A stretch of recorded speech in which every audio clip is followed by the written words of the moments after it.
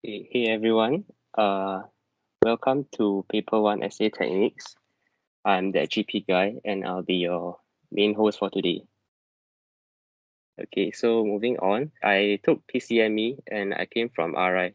I just finished my A-levels last year and I started the GP guy because I'm interested in teaching myself and I wanted to be able to share my knowledge for GP with you guys. So yeah, as you can see on the right, that's a screenshot of my own Instagram account. You guys can follow it if you haven't, because that's where I occasionally post content on like current affairs and like tips on exams also. Right now, most of them are centralized around paper one, but in the long term, I'll try to like expand the sharing to paper two tips also. Yeah. And apart from that, I also offer like tuition, but that's if you're interested. So yeah. Okay, moving on. So okay, this is what we're going to be going through today.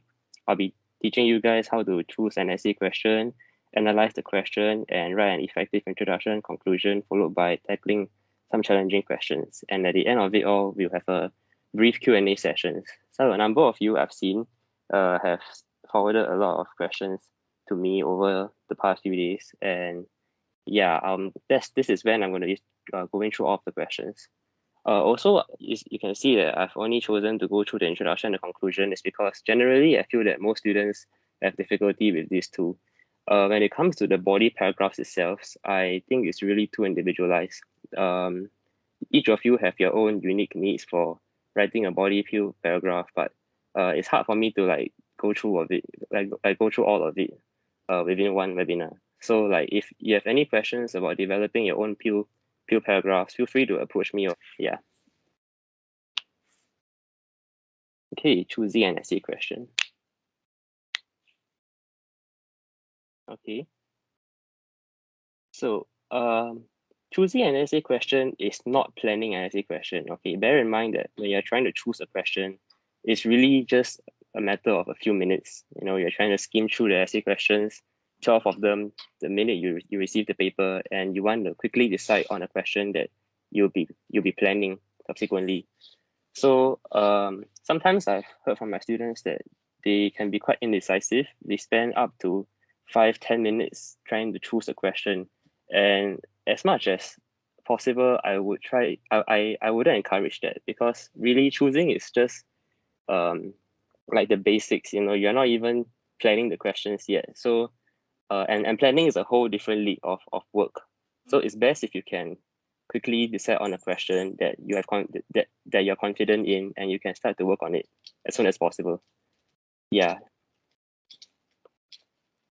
So in general, you should only choose a question if you have met the following criteria. It's pretty simple. Firstly, you must be familiar with the essay topic. This means that you must have adequate content knowledge and examples to address the content requirement.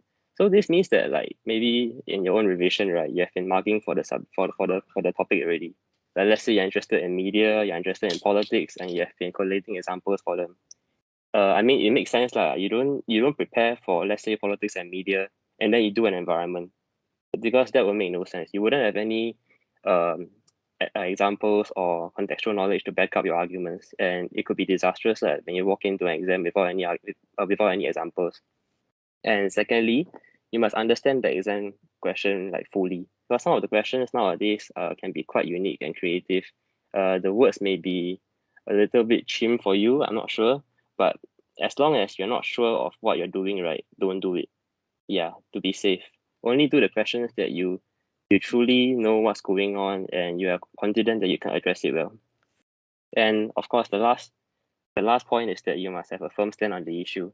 So this means that like okay, basically GP, right? In essays, you're essentially like debating with somebody. Okay, you can imagine it as that you're trying to persuade somebody why he or she should agree with you on a certain topic. So naturally you must be confident in yourself. You know, you must make sure that you know what's going on and you have all the relevant arguments that you believe you can successfully persuade a person. So yeah, it really matters a lot that you believe in what you're arguing for because it's more fluid when you express your answers. Yeah. Okay, then moving on to question analysis.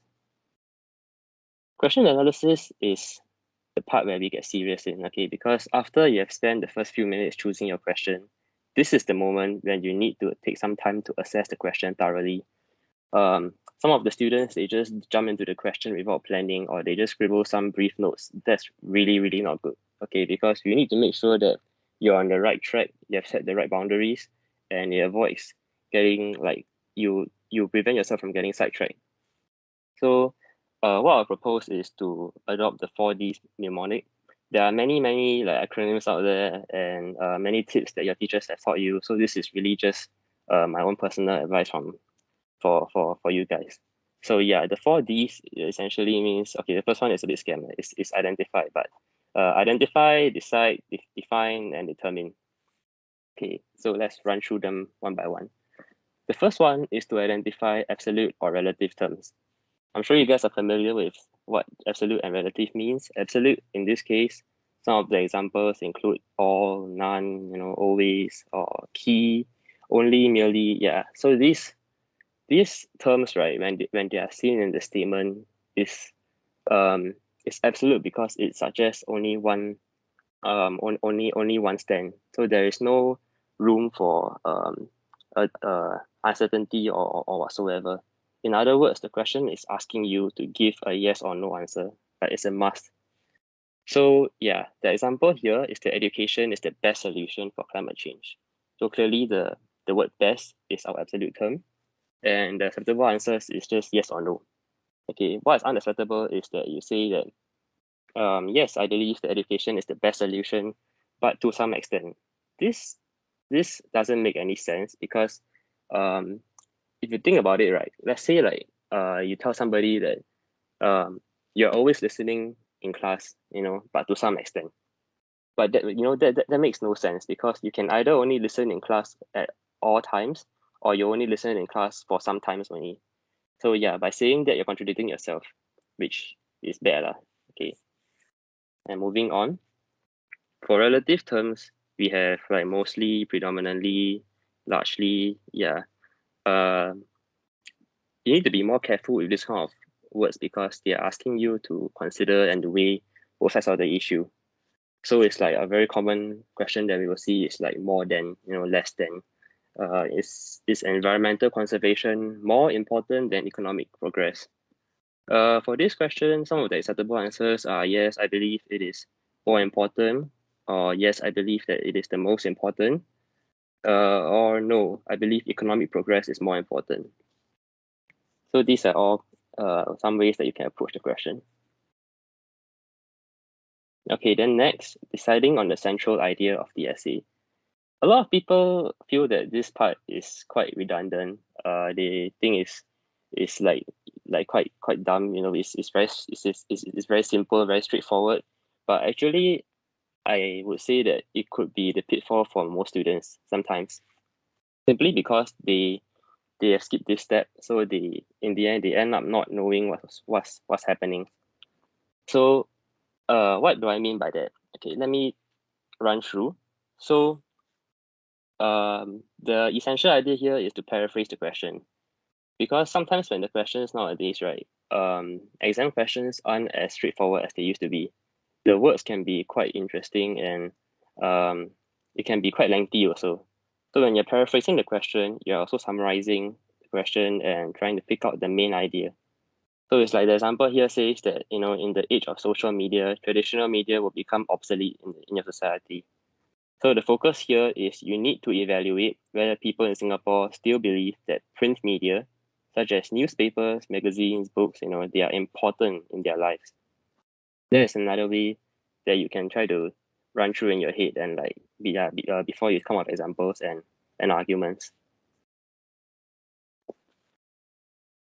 So some of the tips that I would say for identifying the main focus is to keep the meaning of the question intact. When you are trying to paraphrase the question, right, I know it's important for you to run through in your head and to summarize the question, but don't change the meaning of the word to, I mean, don't change the meaning of the question. be careful when you use your own words to express the question again. Yeah, but as long as you don't change the meaning of the question, it should be fine. And like I mentioned earlier, when you're choosing the questions, don't choose questions when you don't understand the question fully, because there are certain keywords that are chim or confusing and you can't interpret fully well. So these questions, avoid them. Then, of course, we have words like compare to the past, in your society. These are also key terms and phrases which you should look out for because they set the boundaries of your essay. And yeah, of course, lastly, you must double check to make sure that you have addressed every aspect of the question. So, defining key terms. Defining key terms is also very important because some of the questions, they include certain words which are up to interpretation and you can't leave them unaddressed. So you must be able to try to break down the meaning of the word in your own words and try to set the boundaries lah. So one example is like popular culture. Popular culture is pure garbage. In this case, the topic words um, that can be opened up to interpretation is the media and technology, for example. And words that you don't have to address includes like topic words with only one standard meaning. So for example, for words like education and newspapers, there isn't much to explain for them because it's quite self-explanatory. Then determine the scope of the response. So this is pretty straightforward. Some questions still include the phrase in your society or worldwide or whatever. So as long as you see that, just be careful and make sure that you can't use the examples that you have randomly. You need to you must only use the examples that are within your own society. Yeah, and of course, if you have lived in like different societies, just write the one that you're most familiar with.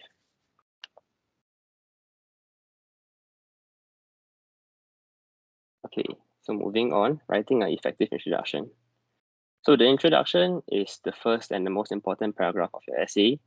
From what I've seen so far in my students' work, a lot of you guys like to be creative. You like to go wild and come up with some fanciful storyline, inspirational quotes, or statistics, or some very mind-blowing case studies. But this is usually what causes you to write like one entire page full of introduction. This is bad, okay, because I think like as much as I appreciate your effort, you gotta be concise and you need to stick to um the main purpose of having an introduction.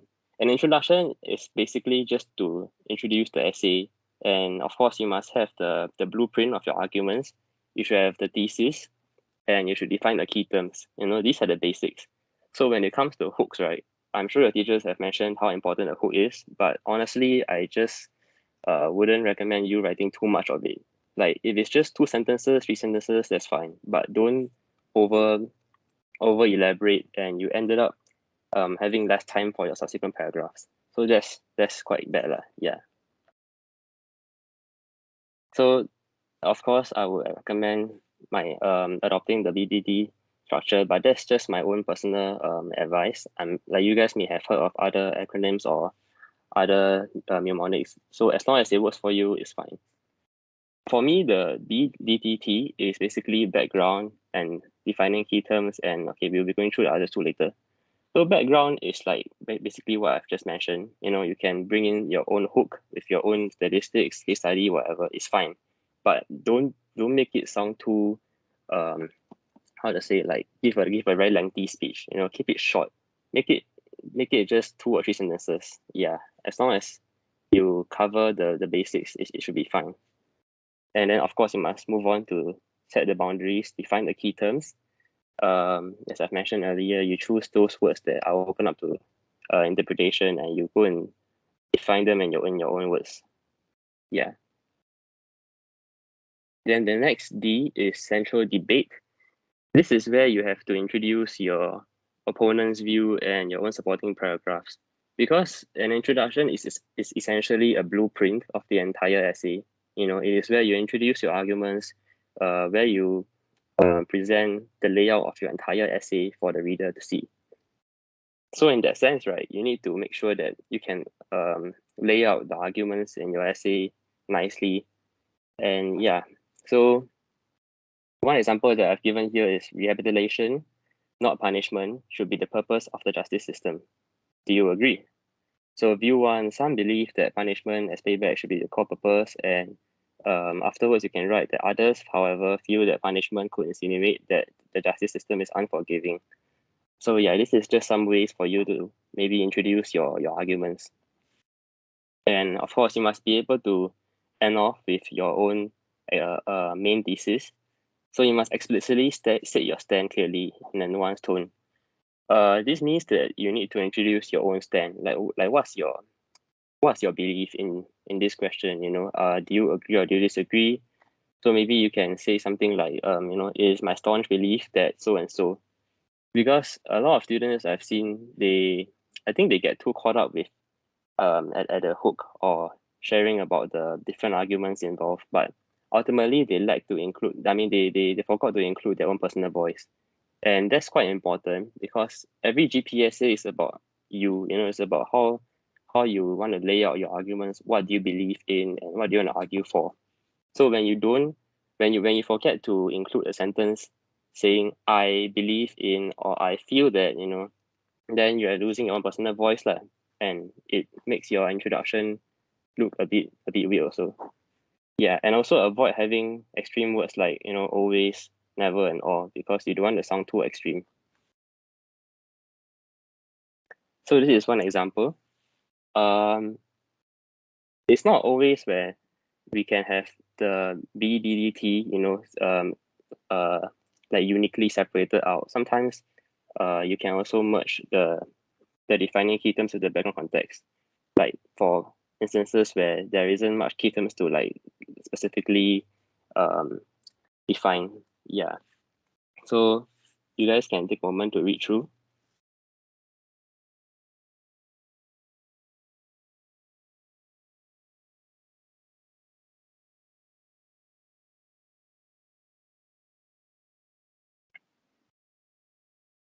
Okay, so as you can see, like this is just like one way in which you can lay out your argument. I'm sure you guys have your own method, but this is just to show those who have no idea how to show your arguments to the reader. Yeah, it's simple, but it does the job, and that's what matters most. Yeah, and also you can see like these examples, right? They are like barely um maybe 8, 9 lines in exam. So yeah, you can see it's concise. It does the job, and you don't waste so much time writing like half a page or 3/4 of a page. I mean, it's just the introduction. There's nothing much to spend time on.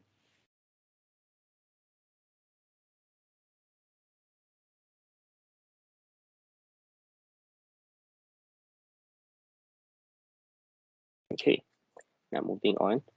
Writing an effective conclusion. So yeah, as I've mentioned, introduction and conclusion, really, they're not the body paragraph, so please don't spend too much effort on them.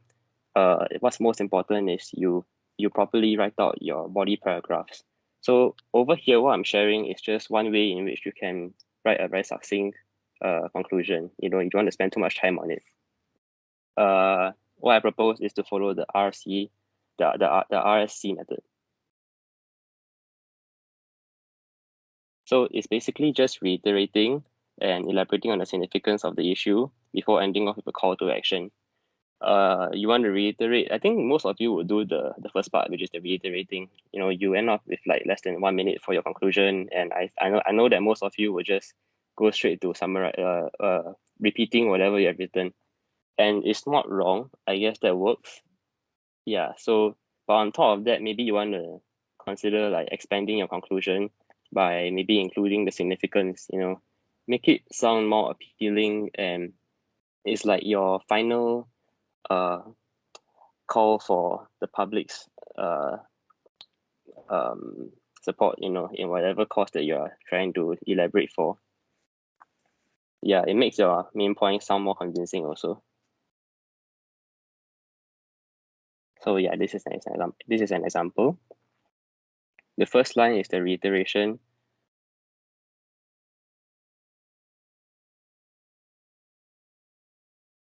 And sometimes you can even weave in the like the current affairs in the sense that like what's going on in society right now. I'm sure you guys know that right now we're going through the pandemic.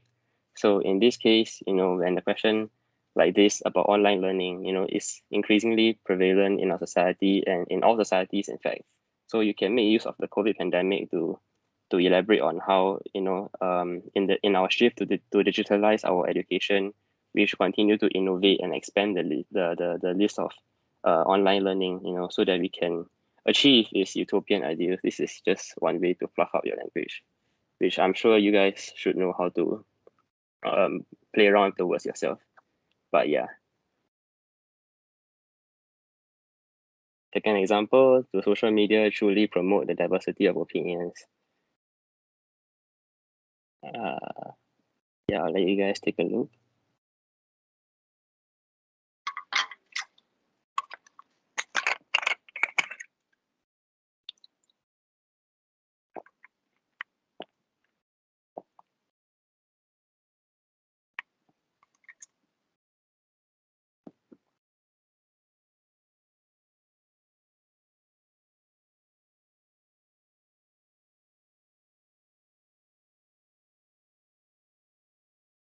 Okay. Now, moving on, tackling challenging questions. This is actually, I would say, the main dish of this webinar, even though it's at the end. But okay, I've tried to like look through all of the essays that I've done before and trying to sieve out some of the essay types which I feel are slightly more challenging.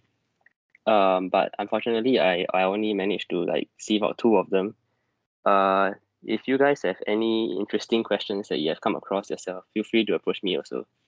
Okay, so let's start. Overrated. Next slide. Okay, so examine the claim that the power of green technology in solving an environmental crisis is overrated. So overrated, some of you may not know what it means. It basically means that when something is overrated, right? It's basically saying that something is not as good as it seems. It's overvalued. So in reality, it's not that good. Yeah. So this question, we can run through the steps that I've mentioned just now. Question analysis.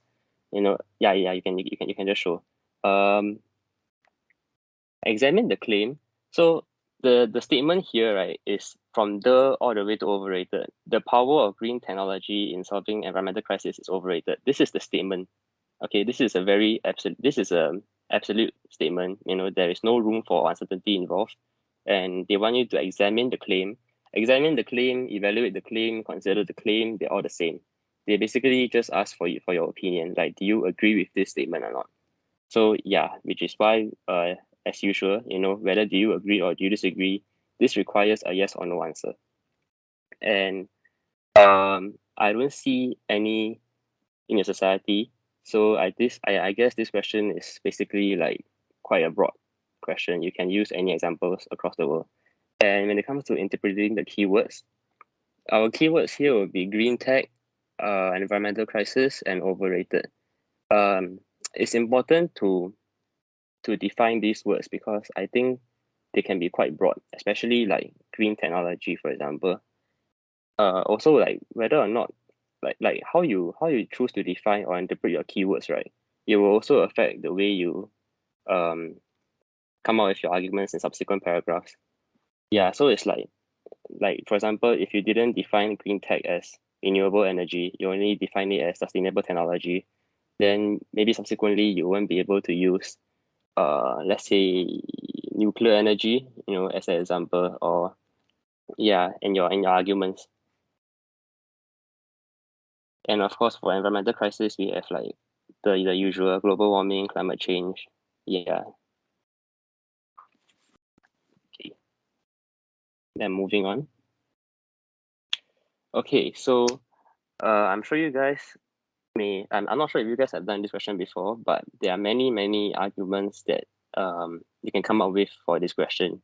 Personally, a general tip, right, for answering essay questions is that you it's easier for you to generate points when you choose to take on a more pessimistic or narcissistic stand. Like you take a more negative stand. Yeah, I'm not sure if you know what I mean, but it's easier for you to come up with examples. I mean, it's easier to come up with for arguments for that stand. So it's like in this case, yes, my overall stand is that I agree that it's overrated. So which is why I'm gonna start off with my antithesis first. My antithesis is that it is not overrated.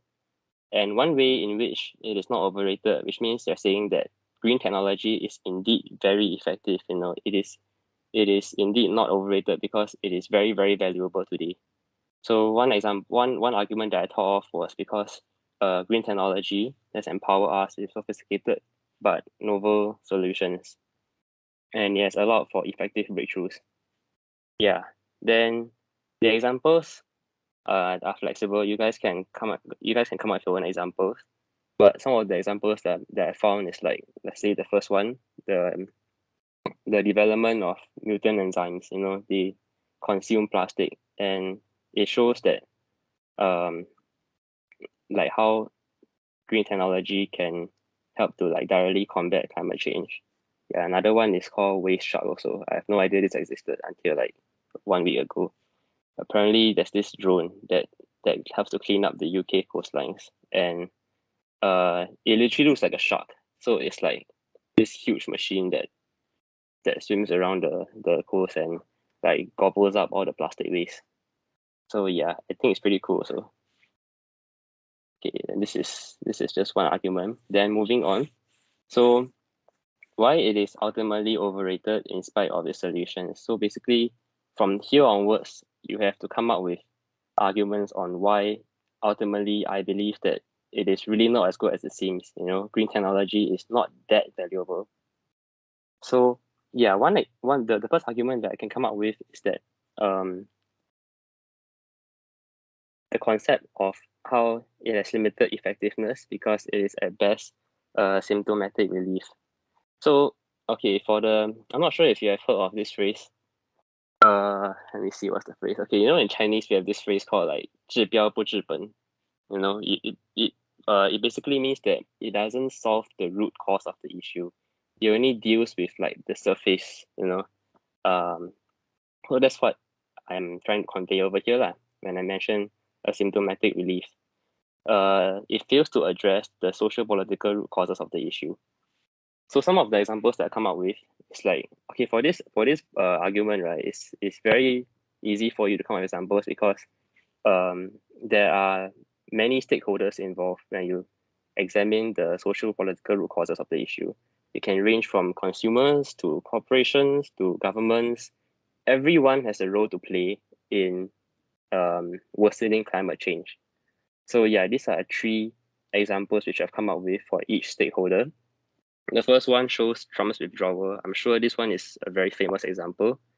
It shows government's inefficiency in coming up with like firm legislations to tackle the issue, and it also shows their mediocre involvement, in combating climate change. And secondly, we have like Indonesia's haze crisis. This one is basically for those of you who don't know, there were there were a number of firms involved who had taken part in like slash and burn sort of a farming method. Basically it's a very unsustainable farming method lah, which can easily cause um ignite forest fire and stuff. So yeah, for this one I use it as an example to show how the government came under public criticism, because of its inability to be harsh in taking action, against these kind of unsustainable firms. Then lastly, we have the consumerist culture. Consumerist culture is quite broad. I leave it as that three words because I want you to come up with your own forms of unsustainable consumerist culture. Some of the examples that I have in my mind is like, let's say fast fashion, or maybe our indifference towards like the use of single use plastic bags. Like even though we all know that plastic bags is bad for the environment, but there's a lot of shopping centers and malls around the world who still use it simply because it's convenient, it's cheap, you can't be bothered and you don't care. So yeah, that's a legitimate um explanation also. Or another one could be like uh let me see. Yeah, like pretty much that's it. Yeah, I guess. Okay, then moving on. So the second argument that I come up with is that green technology is exorbitant. And this is true. Okay, like you guys can do the research. You can go and Google up some technology out there which have been like phenomenal in combating climate change, but each of them are very, very costly. It can go up to like millions or even billions. And obviously you won't be able to implement it in like developing countries because they are often like already incapacitated but incapacitated dictated by their own domestic challenges. So it's like usually I will use examples from like the Middle Eastern countries or um like for example in Venezuela, we have our own political power struggle, and as long as these countries are well known to have like poverty or widespread famine or internal warfare, these countries it's pretty much impossible for them to implement this kind of green technology because I mean they're already overwhelmed by their own domestic challenges. So there's no reason for them to go beyond and invest in in like technology. Like environment, saving the environment is the least of their concerns. It's not even important because the people are like dying and they can't even survive already. So yeah. Then moving on. For the last argument that I come up with is that okay, naturally green technology, right? It doesn't just rely on one factor. There's a lot of natural factors involved, and my argument here is that um, the output of energy production from green technology it may be insubstantial compared to that of fossil fuel. So, for example, right, like I'm pretty sure most of you would think of wind turbines or hydroelectric power plants, for example. When you come across this question. But the thing about these wind turbines and power plants is that they depend a lot on natural factors like, I mean obviously there must be wind first, right? There must be wind for the turbine to turn. You can't just turn it yourself. So and a lot of times if you Google for the research, right, you'll find out that like in some countries, it's simply not feasible for them to set up this kind of turbines is because there isn't wind. There is no um readily available um, um, water water body for them to implement this kind of power plants, or there is no um, strong wind for them to set up this kind of wind turbines. So yeah, you can use this as a evaluation of why it's not feasible. Okay, then the next question is divide and unite. Okay, food drives people apart rather than bringing them together. Do you agree? Okay, so as usual, the basics rather than I've already underlined it. So this is a relative term. They want you to compare, compare one with the other. And the next step is to summarize the question, paraphrase the question. Driving people apart basically means divide. Okay, and bringing them together means unite. So yeah, you need to break it down and paraphrase the question. So you can see that in the third point, does food divide or unite society? That's far more um direct and like straightforward. It's not so long. And also bear in mind, I chose divide and unite as a question is because it is different from cost and benefits. Okay, some of you, I think one of my student, his essay, he chose to write on like divide and unite, but his entire essay was like simply just blatantly listing out the cost and benefits. Yeah, cost and benefits is not divide and unite. Okay, the cost and benefits is like this is very general. Yes, there's a lot of ways you can approach the question, but when asked for divide and unite, right, it's very specific. There are certain unique criteria that you must fulfill before you can like use it as an argument. I think the criteria are on the next slide. Is it on the next slide? Yes, okay. So yeah, interpreting keywords. Something unites society when, for example, these are just some ways in which we can define uniting and dividing. So for example, it allows for greater connection or fusion of people who share the same interests.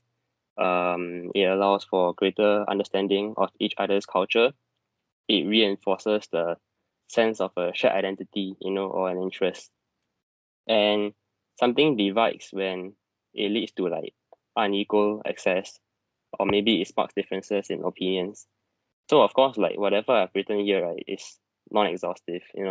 I'm sure there's more ways to define it, but these are just some of the points that I can thought of when I was doing the question.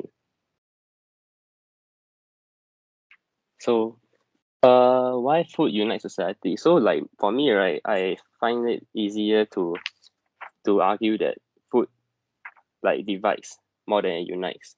So I'm gonna start off the antithesis. Why food unites society is because let's see the argument. Yes, okay. So food acts as a universal symbol of solidarity. Solidarity. It transcends cultural and political boundaries and connects individuals worldwide.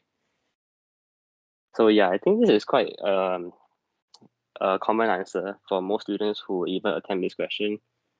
Is common knowledge. Like for example, we have like the Michelin star, and like food shows. These are all symbols which like unites individuals when it comes to topics about food. And the last point was actually quite unique. I only thought about it like just recently only because I'm sure you guys know that we have had the Trumpkin Summit just like a few years ago.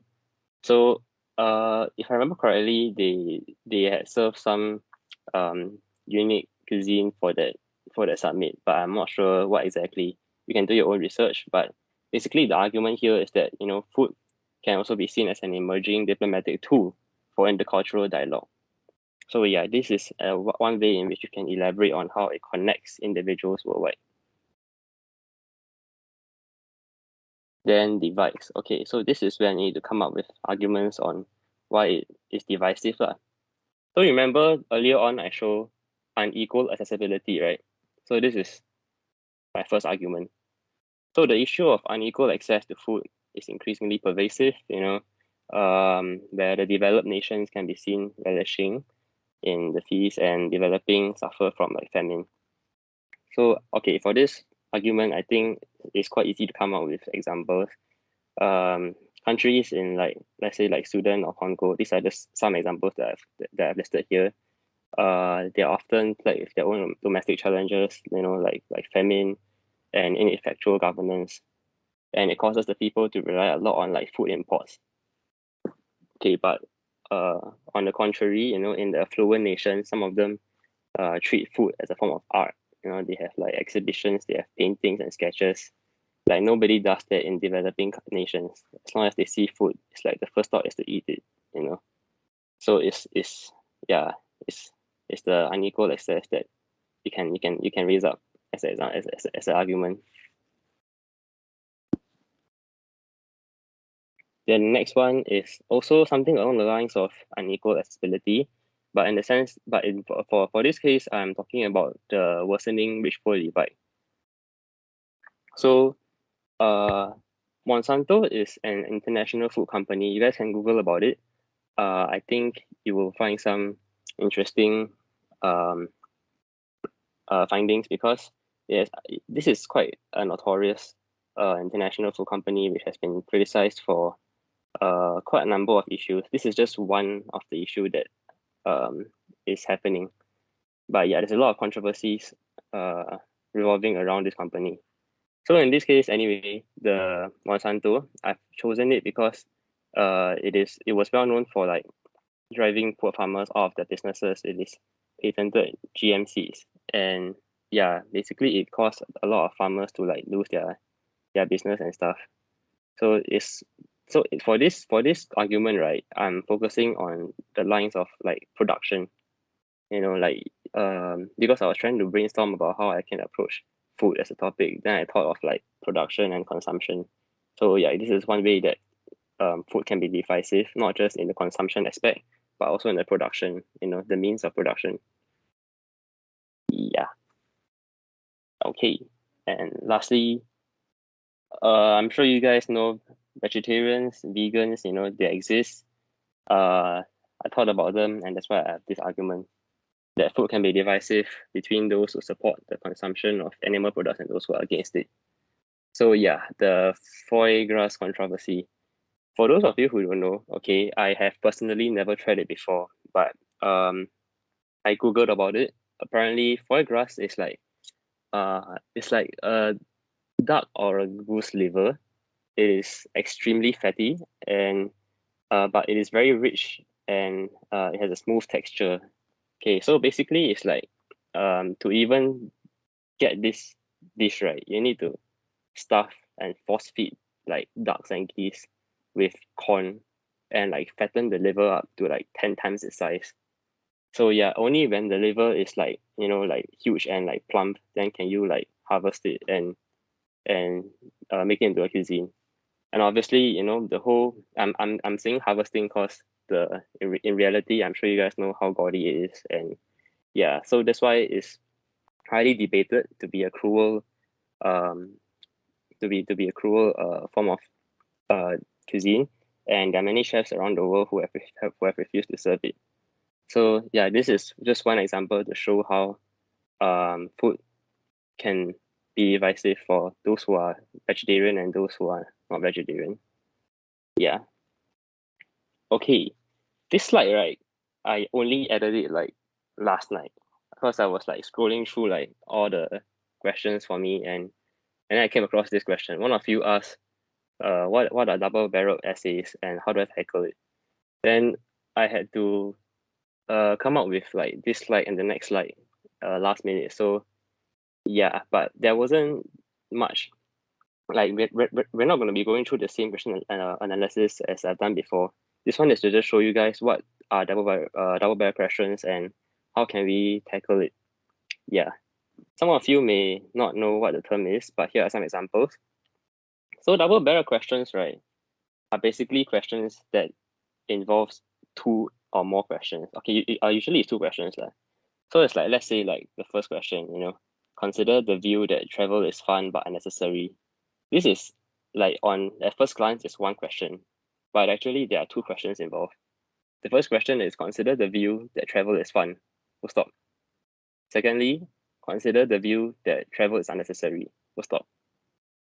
So these are the two separate questions that are weaved into one question. I personally haven't tried doing this function before, but I don't think it's that difficult to do. So one way I thought about um answering this question, right, is that okay, firstly you need to start off by stating your stand, obviously. And because we have two factors involved here, right, there are four stands that you can take. So like fun but necessary, fun and necessary, blah blah blah.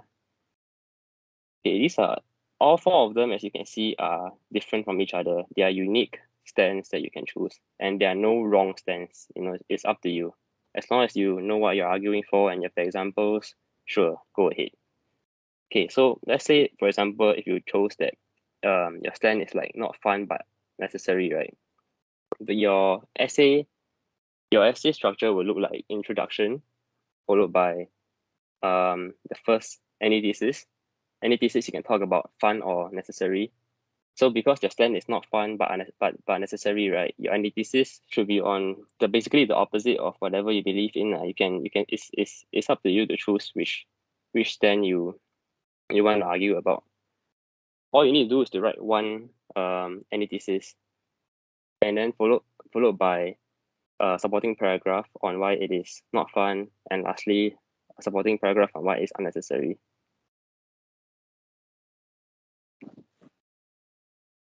Oh yeah, sorry, can you go to the previous slide also? Yeah, so it's like I wrote one or more, right? It's because like it's up to you on whether how many paragraphs you want to write. Like in general, most people will just write 4 paragraphs, one antithesis and 3 supporting paragraphs. But some people I've seen they write like up to like 5 or 6 paragraphs. So it's really up to you on whether or not you want to write more supporting paragraphs or more antithesis. But in general, just make sure that like your ratio, right, is not leaning towards the antithesis. You should have more supporting paragraphs than antithesis. So like a good ratio is like, let's say like 1 to 3 antithesis to supporting paragraphs, or 2 to 4, or maybe 2 to 3. But just to make it like 3 to 2, for example, whereby we have more antithesis than the supporting paragraphs. Yeah. Okay. Thanks. We can move on. Okay. Q&A. Hang on. Let me dig out the list of questions.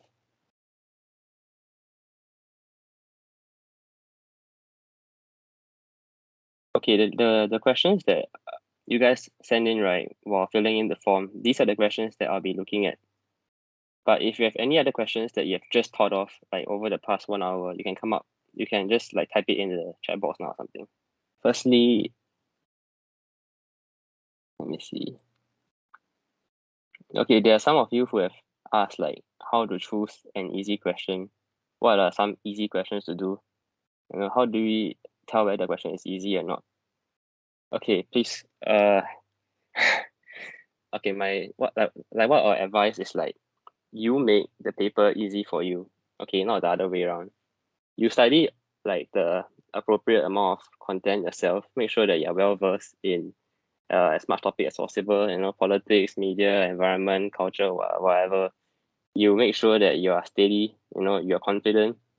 Then when you enter the exam hall, all the questions are easy. Okay, there's no hard questions anymore. So it's really like dependent on yourself. This question has also like not much purpose, because it's like similar to somebody asking like, hey, what's the easiest subject in A levels? Is math easier than chem? Is English literature easier than music? There's no universal metric to properly compare and assess which is better. Because maybe like for me, right, I like to do social media questions. I find them very easy, but a lot of my friends can't do it. So it's like, yeah, it's really up to the individual. Whether or not you think the question is easy, it depends on your own preference and how much you're prepared for. Okay. Moving on. Some of you also asked like, what are the different types of paper one question? What is the structure? Is there a fixed template to follow? How do you answer different types of essays? Okay, generally, it's always just the basics like intro, then antithesis, 3 supporting paragraphs, followed by your conclusion. This is always the template that has been advocated by all teachers across like most JCs, as far as I'm aware, because it is effective. It does the job. It is a good format to follow, and it answers pretty much all the types of questions. In this case, let me see. Are there any tips for? Okay, yeah.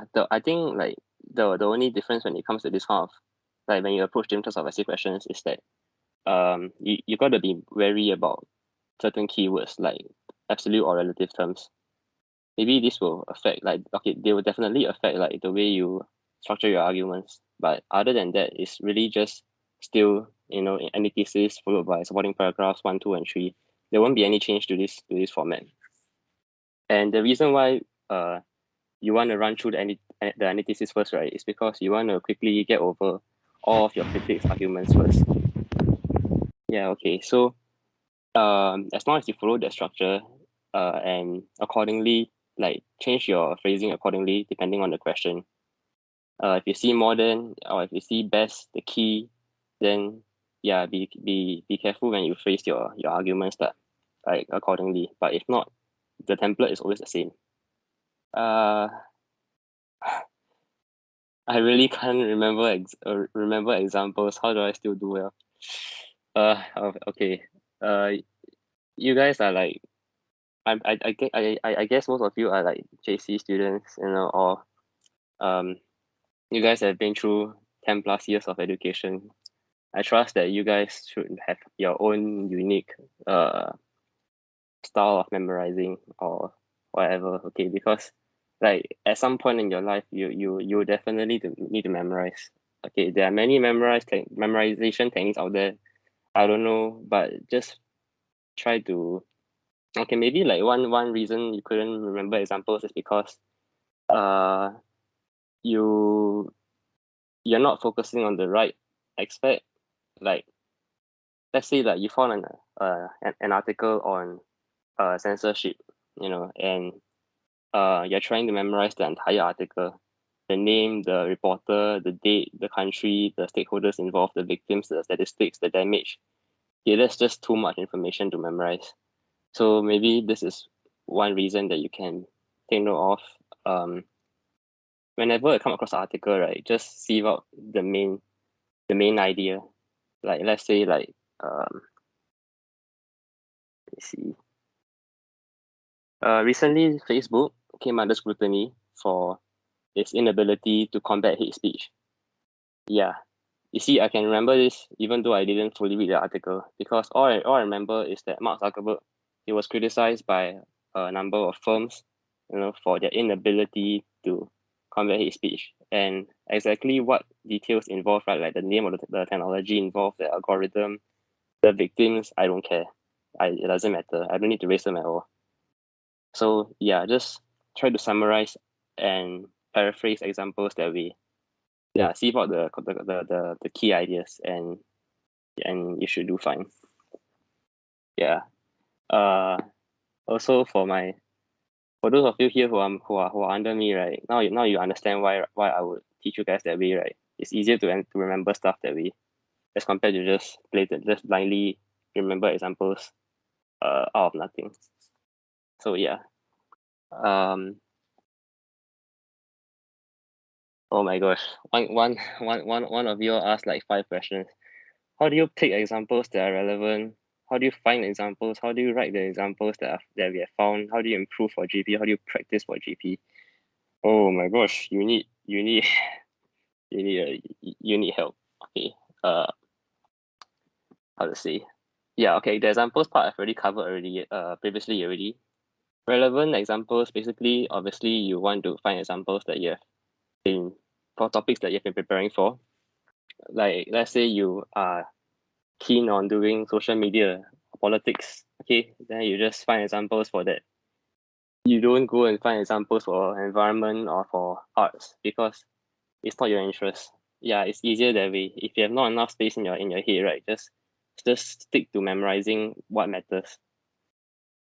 And yeah, writing the examples, as you can see, like the way I briefly mentioned the Facebook example just now, right, is very straight to the point. It's very concise. I don't beat around the bush.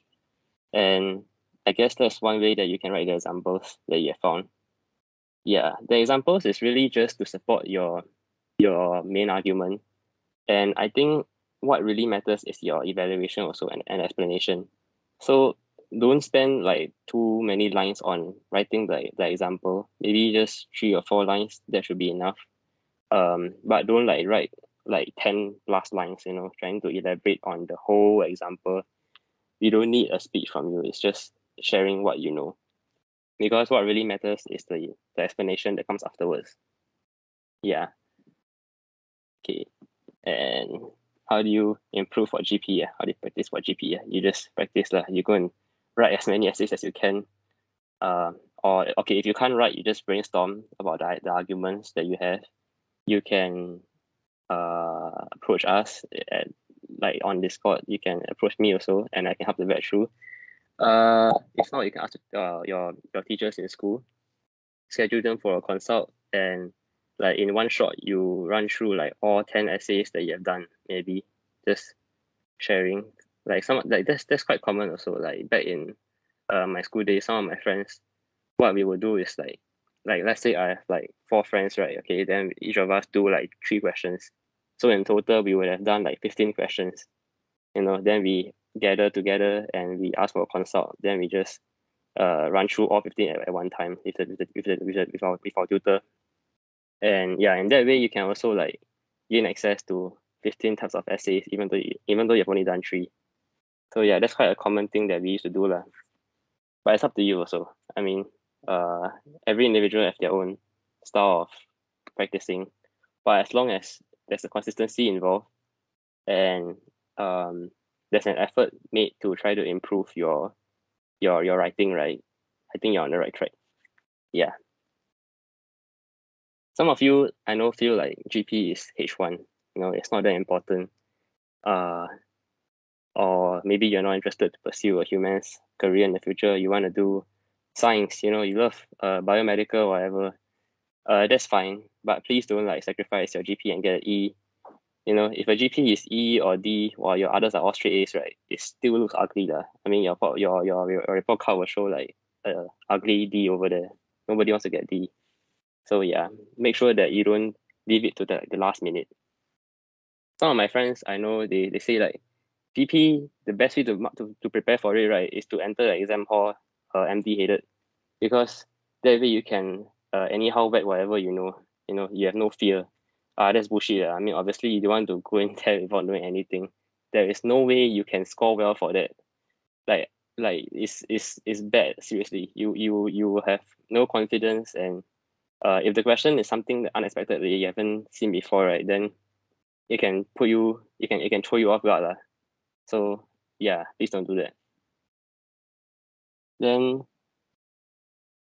some teachers recommend studying for 4 topics: science and tech, arts and culture, prejudice and discrimination, and environment. What do you think about this? Yeah, okay. I mean, this is quite common. In my year also, like basically every class and for every teacher, they will definitely be recommending something. They'll be saying that, oh, you guys going to study this, whatever, go and make sure that you cover all this technology, education, whatever. Uh, Generally, I would say that this advice, right, is given because uh, like the teachers just want to make sure that you are doing something. You have a direction that you are following. You are marking for something that matters. They don't want you to go and be lost and unsure of what to study for. So definitely, but like generally, as long as you yourself, right, you have your own preferences, you have your own targets. You decide yourself that, oh, I want to specialize in technology and media and politics. A good number would be like, let's say, like 4 or 5 topics. Yeah, don't study for just 2, politics and media, for example. That's too limited. Try to expand it to 4 to 5 topics, and it should be enough to like cope for the A levels. Yeah, but definitely the 4 topics that you have mentioned here, whoever fill in this comment, right, is it seems pretty broad. I think it's definitely enough. Yeah, but generally, as long as the teachers have suggested something in class, right, just follow their advice. I mean, they are teachers. They are in the game themselves. They should be quite well versed in this kind of what to expect for exams. So if they have been hinting maybe closer to prelims, right, that, oh, study for media, right, then you know lah, like obviously media is going to come out for your exams. Yeah. How to craft topic sentences that answers higher order questions? Is it always phrased as reasons? Okay, it would really help if you would just like send the question. This is quite vague. I don't even know what's higher order question. Like what's higher order to me may not be higher order to you. Uh, I guess,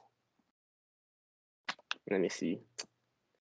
Okay, it doesn't matter what questions you come across. Okay. In general, in general, for all questions, right, topic sentences are they are the first thing that people look at when they see your body paragraphs. So I would say that yeah, okay, it's true that most of my students have issues with that also, because like I can understand what they're trying to say, their argument, their main gist, I get it, but the way they phrase it, wow, it's like, oh my gosh, it's not it's not impactful enough, because the topic sentences are meant to be succinct and direct and straight to the point. It's like, let's say, like, for example, somebody asks you, in a real life scenario, like, why do you play games? Obviously, the first answer that comes to your mind is because it's fun, or I like it. Then just say it. Just say that, because I think playing games is fun. I like playing games, and you don't try to beat around the bush. Don't weave in examples, don't weave in, Xbox, whatever, or Minecraft. I'm not asking you for examples. I'm asking you for a reason. So you just give me the reason directly and make it concise, and um yeah, you don't need to evaluate or explain anything also. You don't need to tell me why you like it. Oh, because when you're young, you used to play with your father, it used to be a family bonding time. I don't care. Okay, that one is really just your own explanation afterwards. But right now, I want to know why you like to play games. Tell me that it is fun and put a full stop over there. Don't elaborate any further. Your elaboration can come afterwards, when you try to explain your further paragraphs. But yeah, the main point is to just keep it concise. I guess that's generally what I would advise for lah.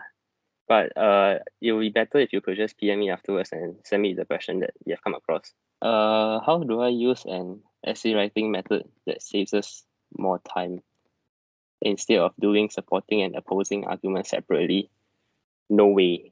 Okay, no way. There's the essay writing method that I've mentioned earlier, introduction, antithesis, supporting paragraphs 1, 2, 3, conclusion. This has always been advocated by all teachers. I repeat, all teachers. It's like a legitimate format that all teachers would advise for in Cambridge.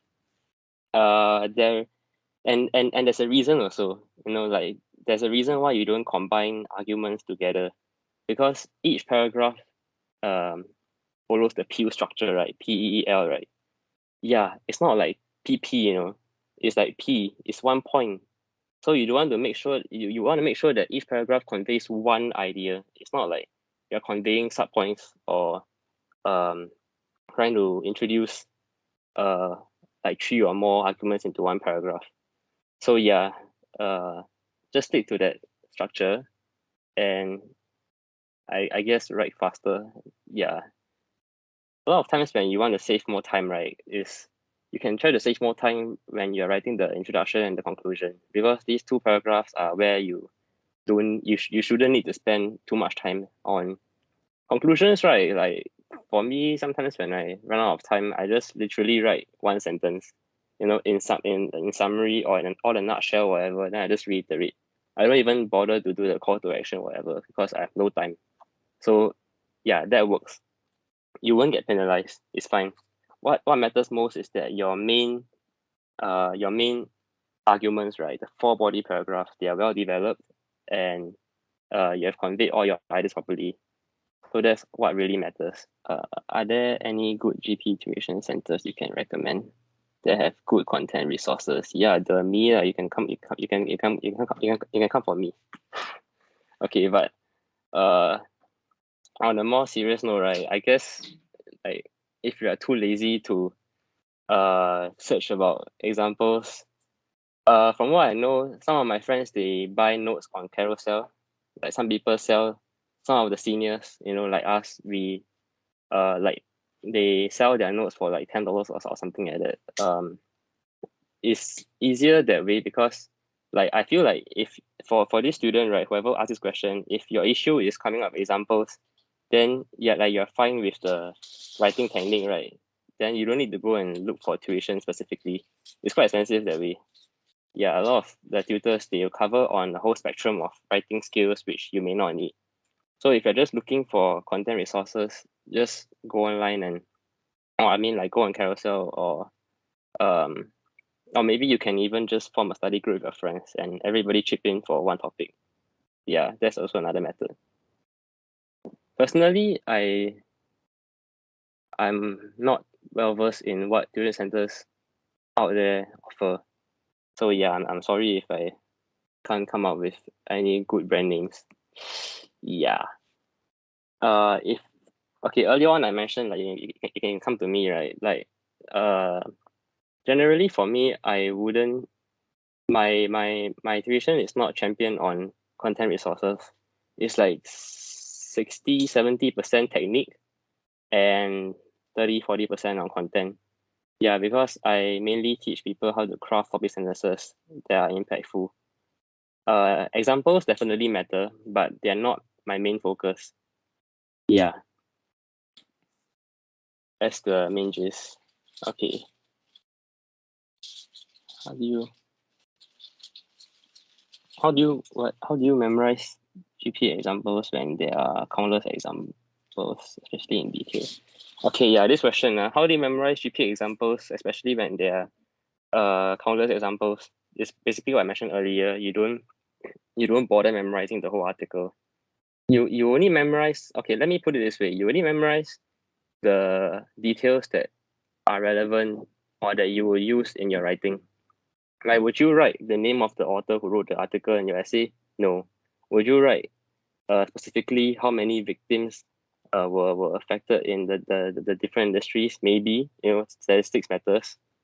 Would you write the country, the ethnicity of one of the victims who shared her stories? No, it doesn't matter. I mean, it's hard to memorize the exact name. You can just in your essay you could just like generalize um the article and rather than to like single out an individual who has made a remark or something like that. Yeah, unless the individual is like, let's say, earlier on in the slideshows I mentioned the one on waste shark, right? Then I think for the example raised like I got raised like the name of the company's director who who like reported how the company's product, this waste shark, is efficient and productive forever. So this is important because she's somebody in power, and I mean she's directly involved and related to the product, to the waste shark. So yeah, maybe this one is more important. You might want to spend more effort on trying to remember her name. Other names that are important includes like maybe like on a national scale, um, the names of the presidents, or maybe the names of the projects, like uh those national projects, like let me see okay, like let's say in one of my recent posts I mentioned Pegasus project on a world of hacking and intrusion into the surveillance technology. Yeah. So this is one name that you have to remember because you will definitely be mentioning it in your essay. Yeah. Let me see. Okay, I think I'm mostly done. Are there any here? Oh, there are questions here.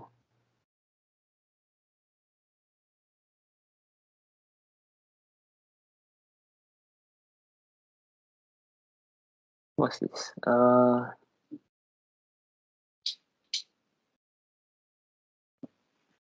Can I ask about your method of studying for paper one? Did you study examples for specific topics or broad examples? And did you study using examples or essay plans?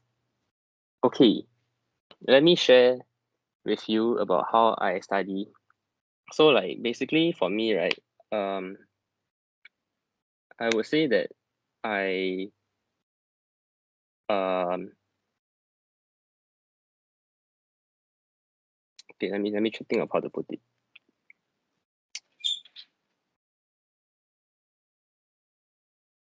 Okay, it's like the usual. So I'll start off by like trying to focus on the topics that I care about. Like for example, social media and politics and um family, family and youth and education. Okay, then afterwards, I would focus on specific essays. Yeah, I think for me back then I actually just did a lot of practice leh. Like I just uh practice a lot of essay questions. I didn't write out the full essay, but I just write out like my arguments and my exam. I try to think of some examples for them also.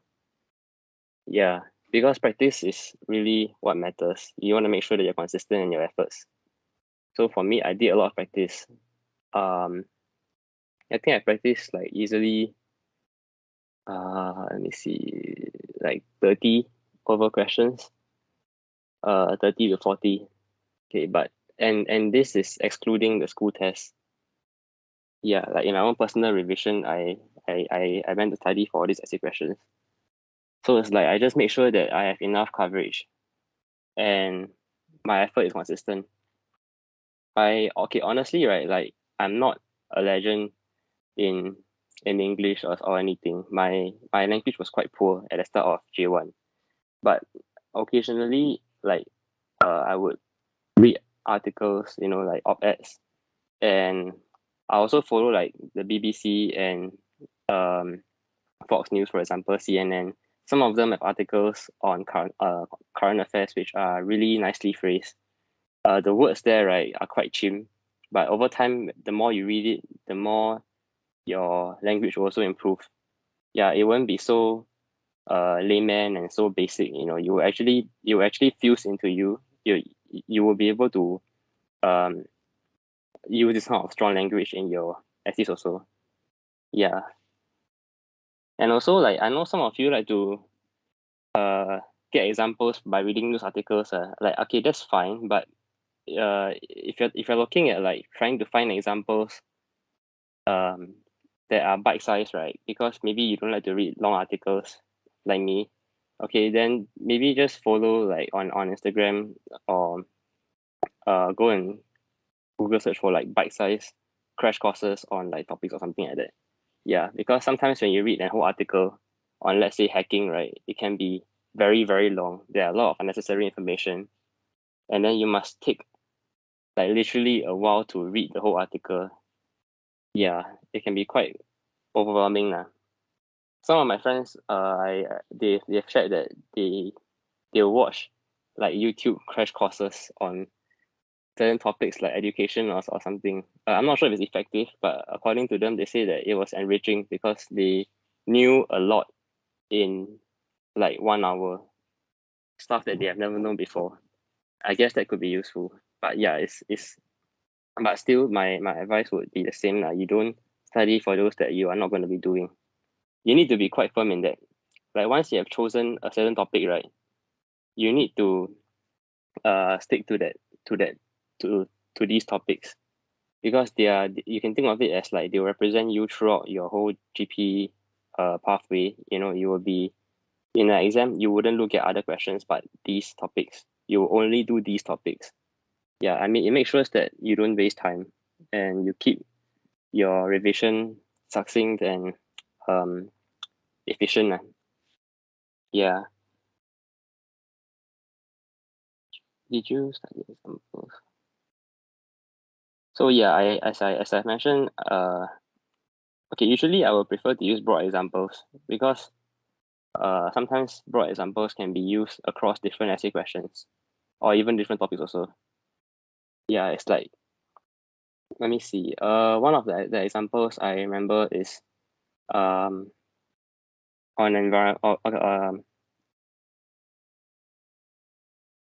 Okay, it's an amalgamation of environment, technology, and arts and culture. Okay, it's the example. Okay, you guys can go and Google about it. It's about um murals. Okay, in Warsaw, Poland, the there were some artists who used like um a very unique type of paint, to go and draw murals, large building size murals on the side of the building. And usually what they drew is like the nation the national identity maybe or like famous person, okay, in the country. But the paint that they use, right, is a very unique paint because it can absorb I think carbon dioxide, like or harmful substances from the air.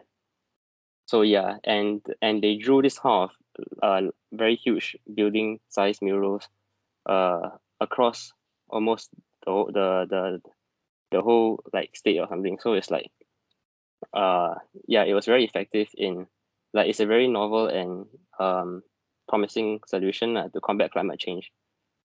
So yeah, as you can see, like this example, when I first saw it, I thought of how it could be used across so many different topics.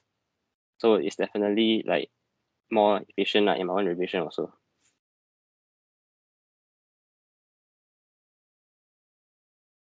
And what's this? How do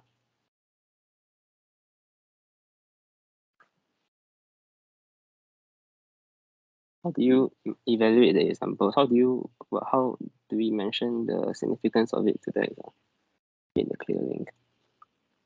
Your examples, the peel structure exists, like it's called peel because there's a unique flow in the structure. There's a reason why we have P, we have E, we have E, and we have L. So every part plays a role. So you don't just list an example for the sake of listing. You want to list an example and your argument to prove a point. You want to support your stand. You don't want to sound flimsy and weak. That's why you come up with an example that can support your point. And sometimes we don't stop at the E, the example, because sometimes it may take a bit more effort to try to evaluate and explain how this example links back to the broader issue at hand. Yeah, so definitely you need to mention how does this example relate to the argument that we're talking about, and explain about how it can link back to the topic sentence. That's definitely important. Yeah, actually a lot of these kind of questions is hard for me to just give examples. It's better if you guys can give me an example of the question that you've come across. Then that way maybe I can address it better. Yeah. Okay, I think there's no more questions. If you guys have any other questions, you can always just PM me or any of the Inkie tutors. And I'll try to help you guys lah. Okay, but if not, I think we're done for today.